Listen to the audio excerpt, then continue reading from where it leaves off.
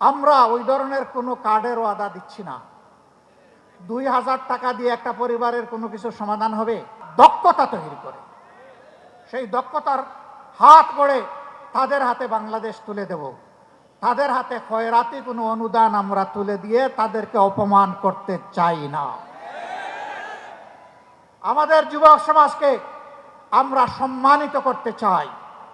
তারা দেশ গড়ার কাজে অংশ নেবে আর বুক ফুলিয়ে বলবে, আমি কারো অনুদানে নয়, বরঞ্চ আমি আল্লাহর দেওয়া সামর্থ্য অনুযায়ী আমার দেশকে আমি দিয়ে চলেছি, অবদান অব্যাহত রাখবো। এই দেশ গড়ার আমিও একজন নাগরিক এবং একজন কারিগর। আমরা ওই ধরনের কোনো কার্ডের ওয়াদা দিচ্ছি না। 2000 টাকা দিয়ে একটা পরিবারের কোনো কিছু সমাধান হবে? আর আমার ভাই নাহিদ ইসলাম বলেছে তাতে আবার ভাগ বসিয়ে দেওয়া হবে।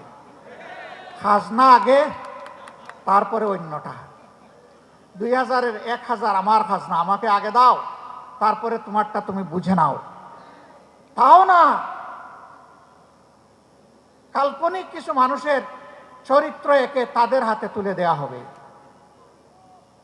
সরকারের হাতে তুলে দেওয়া হবে, বেকারের হাতে নয়। এই বৈষম্যগুলাকে আমরা দেখতে পাইনি। টাকা কোত্থেকে আসবে? টাকার সোর্স তো জনগণ। এটা তো আমাদের কারো টাকা না, জনগণের ট্যাক্সের টাকায় দেশ চলে।